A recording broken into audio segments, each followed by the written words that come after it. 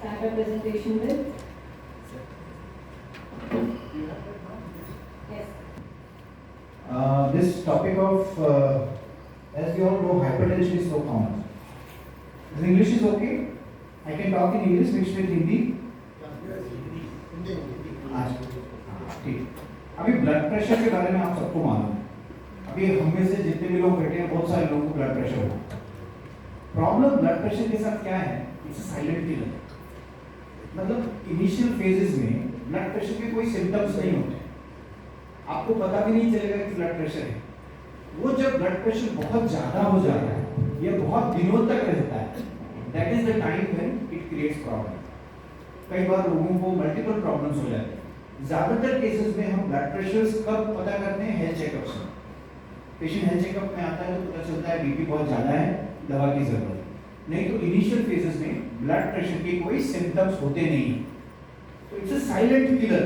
अंदर ही अंदर वो आपकी किडनीज को खा रहा है, ब्रेन को खा रहा है, हार्ट को खा रहा है, लेकिन आपको पता नहीं चल रहा है. तो ये जो प्रोसीजर हमने किया वो एक तरह से बूस्ट है उन लोगों का जिनको मल्टीपल दवाओं के बाद भी बीपी कंट्रोल नहीं हो रहा है. ऐसे बहुत सारे पेशेंट्स हमारे पास आते हैं. हमारा centre of course referral centre है, तो हमारे पास ऐसे पेशेंट्स आते हैं जिनका रूटीन बीपी की दवाओं से बीपी कंट्रोल नहीं हो रहा. तो ऐसे पेशेंट्स में नई नई टेक्निक्स आती रहती हैं जो पेशेंट्स को हेल्प करती हैं. अभी जो मोस्ट रीसेंट टेक्निक आई है वो रीनल डीनर्वेशन टेक्निक है, जिसके बारे में हम आपसे बात करेंगे.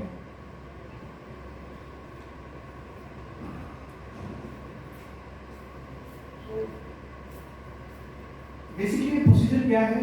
हम लोग सुई, जैसे हम लोग एंजियोग्राम करते हैं उसी तरह से हम लोग रीनल डीनर्वेशन करते हैं. जैसे एंजियोग्राम में हम लोग सुई से करते हैं, बिना काटपीट किए हुए, बिना स्टिचेस लगाए हुए, बिना सूचर लगाए हुए. ये प्रोसीजर कैथेटर बेस्ड प्रोसीजर होता है.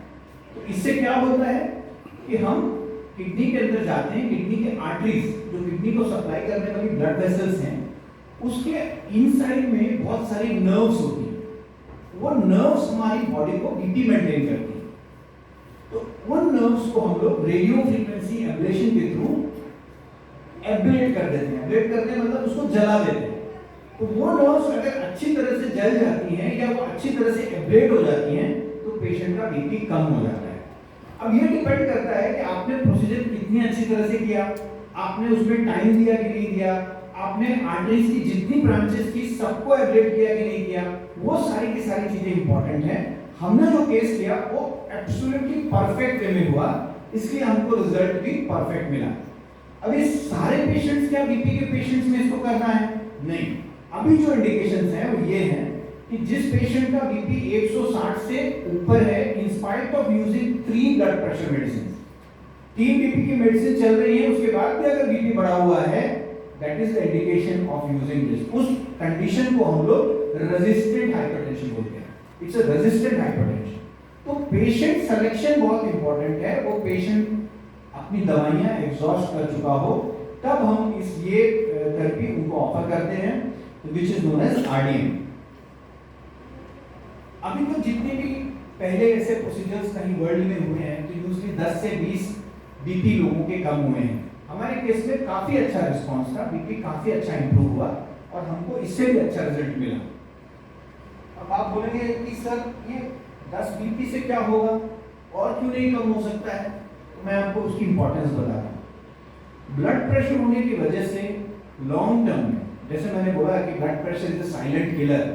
Patient can have heart failure, stroke हो सकता है, किडनीज डैमेज होती हैं. आप बहुत सारे पेशेंट्स की किडनी इसलिए डैमेज हुई है क्योंकि उनका ब्लड प्रेशर बहुत ज्यादा रहता है. We call it as a hypertensive nephropathy. Vision loss, hypertensive retinopathy, आंख का रेटिना खराब हो जाता है. And then memory loss, in fact impotence, erectile dysfunction is also a part of very high blood pressure.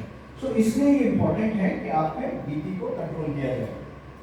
Just example दे रहा हूं मैं आपको. 5 मिलीमीटर बीपी अगर आप कम करते हैं किसी पेशेंट का तो you end up in reducing 10% of major cardiovascular event.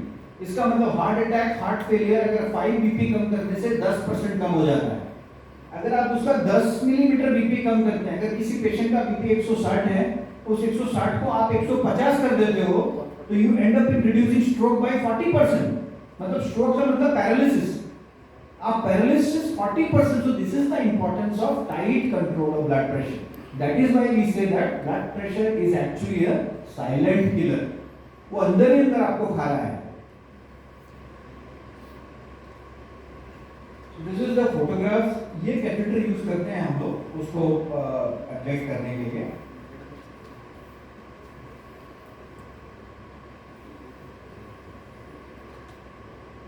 ये ऐसे प्रोसीजर क्या, मेरे साथ में मेरी कैथेटर की नर्स है. ये जो वायर जा रहा है ये किडनी के आर्टरीज में जा रहा है और इस आर्टरी के ऊपर जो ये डॉट डॉट आप देख रहे हैं ये हमारा कैथेटर है.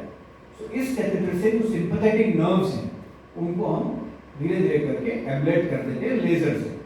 तो इसका कोई साइड इफेक्ट्स नहीं है सच.